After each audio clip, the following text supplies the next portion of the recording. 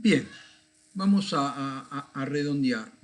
Acá tenemos un pequeño cuadro con otros controles que también participan del circuito de ingresos por ventas y cuentas por cobrar y de paso repasamos un poquito la clasificación de controles.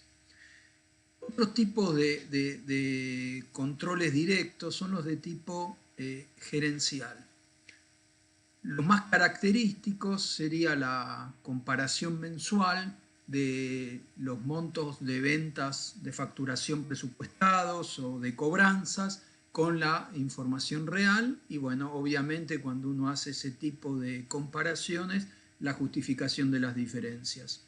Lo mismo los informes por antigüedad de cuentas por cobrar o el cálculo del plazo promedio de cobranza de los créditos, el estudio, digamos, de cuentas morosas. Bueno, después tenemos lo que habíamos mencionado como controles directos de procesamiento, que son los que vimos en la diapositiva anterior, ¿sí? O sea, el cruce de nota de pedido con remito, con la factura, la verificación de cálculos, el control de precios. Controles generales tienen que ver con la estricta separación de funciones. ¿Qué significa esto? El que tiene, digamos, la custodia de los bienes o el que tiene el tesorero que tiene la custodia de los valores una vez ingresados, cobrados, tiene que ser distinto de la persona que, digamos, registra, primero que autoriza la operación y distinto a su vez de la persona que registra la transacción. Es decir, una clara separación de funciones entre quien autoriza, quien tiene la custodia, quien registra y quien controla.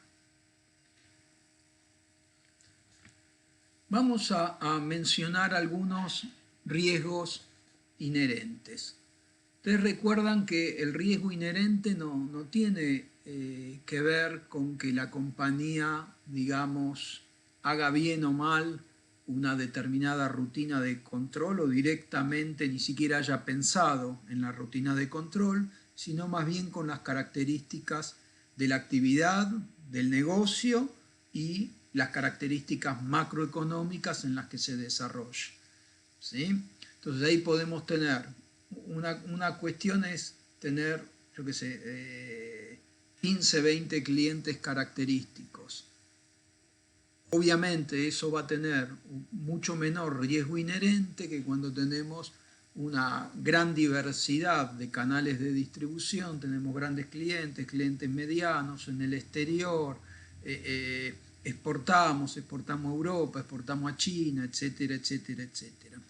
Todo eso, ¿sí?, complejiza, digamos, el circuito, porque fíjense ahí en el último punto, si tenemos distintas cláusulas de exportación, algunas las hacemos FOB, significa que cuando, digamos, embarcamos los bienes que estamos exportando, ahí es como que se acabó nuestra responsabilidad, es como que transferimos el control al cliente y podemos reconocer la venta.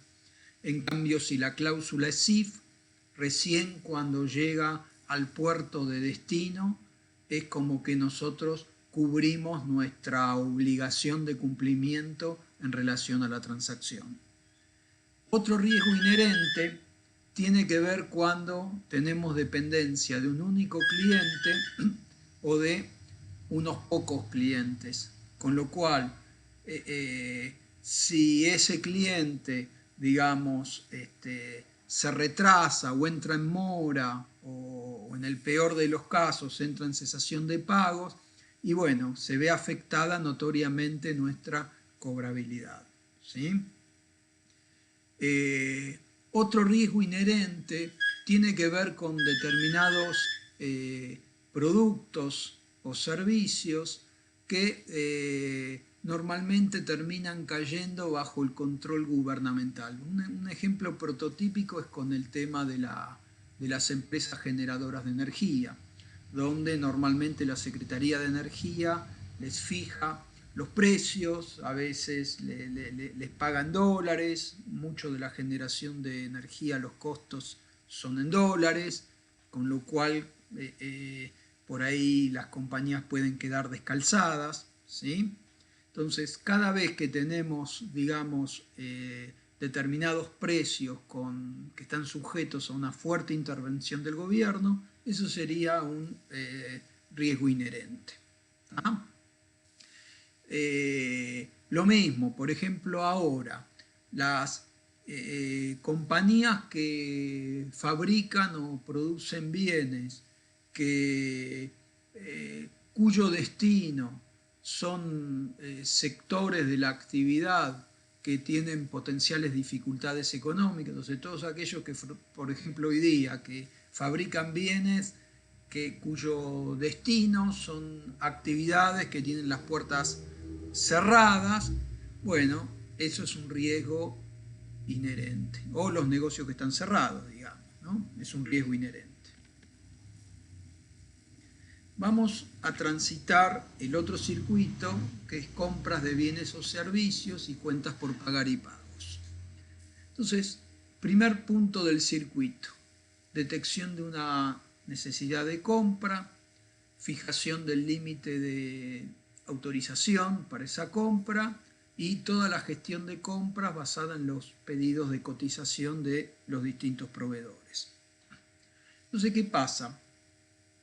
Si no hay, lo habíamos mencionado, si no hay políticas de stocks mínimos de materias primas o de materiales, sobre todo cuando son críticos, que disparan automáticamente un requerimiento, podemos llegar a tener faltantes de stock o demoras en la producción. Dijimos, esto ya lo mencionamos con el tema cuando vimos la contracara, ¿no? O sea que un cliente pedía, se hace la consulta stock y no hay. Acá el problema sería de corte operativo y bueno, podemos llegar a tener pérdidas de venta porque el cliente va y compra en otro lado. Cuando compras funciona mal, es decir, elige directamente, no hace una selección de proveedores, elige directamente un único proveedor y lo hace en una condición antieconómica, ahí tenemos un típico control de tipo operativo, es decir, si yo compro más caro pero lo registro bien en la medida en que no se entusiasmen demasiado al punto tal de que después supere el valor recuperable y bueno, no tengo un tema contable, sino que tengo un tema eminentemente operativo. Estoy comprando más caro, voy a tener menor margen bruto. Bien, segundo punto de circuito, recepción de bienes, control de cantidades y de calidad y emisión del informe, de la documentación de entrada, que suele ser el informe de recepción. Entonces, otra vez, hay veces que tenemos desorganizado el depósito, hay veces que no se emite documentación de entrada o no hay una mesa de entradas que informe rápidamente al sector contable que ingresó una determinada mercadería, un determinado bien, un determinado servicio, nos podemos encontrar con cantidades ingresadas, o sea, donde se firmó conformidad y el departamento contable y el sector facturación no tomaron noticia de el ingreso de dichos bienes. ¿Tá? Entonces van a ver que cuando entremos dentro de un rato con los procedimientos, normalmente, digamos, este es un riesgo de control y normalmente lo que vamos a trabajar es el test de pasivos omitidos que nos va a servir para poder identificar aquellos bienes que ingresaron antes de la fecha de cierre y que están omitidos de los registros contables. Entonces, archivos transitorios, listados de control de bienes ingresados con facturas pendientes de recepción. Bueno, es un poco lo que les estaba comentando recién, ¿no? Los bienes, la materia prima o la mercadería ingresó físicamente, pero digamos, ni facturación ni el sector contable se enteraron de dicho ingreso. Es lo que hablábamos recién. Después tenemos los típicos controles directos de procesamiento, es decir, todos aquellos controles que deben hacerse sobre la documentación con carácter previo a reconocer la cuenta por pagar. Entonces, un control prototípico es el control entre la orden de compra con el informe de recepción, con el remito y con la factura. Entonces, cuando esto no funciona bien, ¿sí?, ahí tenemos un riesgo de control bastante relevante en materia de control de stocks, ¿sí? Después, el tema del conocimiento contable o la formación que tenga el personal y cómo esté, ¿cómo es que se dice?, mapeada la contabilidad y las cuentas que se usen, ¿sí? Si está bien hecho o no está muy bien hecho.